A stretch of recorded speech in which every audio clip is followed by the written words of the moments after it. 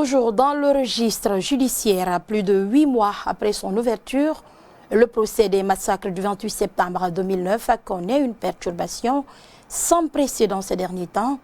Cela suite aux incompréhensions entre le ministre de la Justice et des avocats autour du paiement de l'aide juridictionnelle qu'exigent les conseils.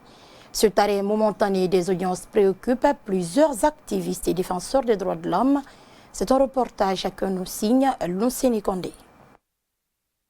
Ouvert depuis le 28 septembre 2022, le procès des massacres de 2009 semblait évoluer à la satisfaction des victimes et des milliers d'observateurs de par le monde. Après 8 mois de jugement, les audiences s'arrêtent dues aux bisbilles qui règnent entre le ministre Charouette et les avocats qui prennent part au procès. Une situation très inquiétante pour Mamadou Kali Diallo, activiste et défenseur des droits humains. Il invite les protagonistes à vite trouver un terrain d'entente. Nous sommes très préoccupés par rapport à cette perturbation. Comme vous le savez, ce procès constitue un grand espoir pour nous, défenseurs des droits de l'homme, et pour les victimes.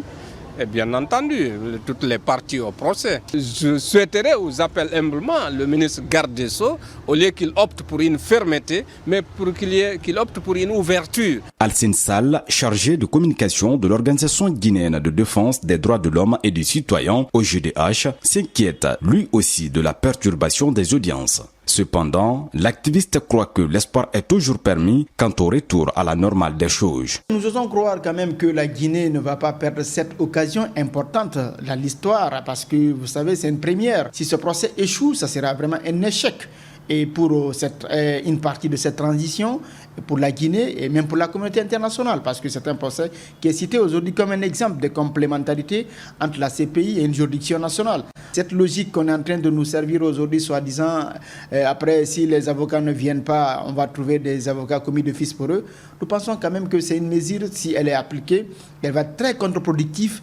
Elle va même impacter négativement la suite du procès. 13 ans après les faits, les 11 accusés du massacre du 28 septembre 2009 sont toujours dans le box. Pour la reprise des audiences, la position du ministre reste catégorique face à la revendication des avocats.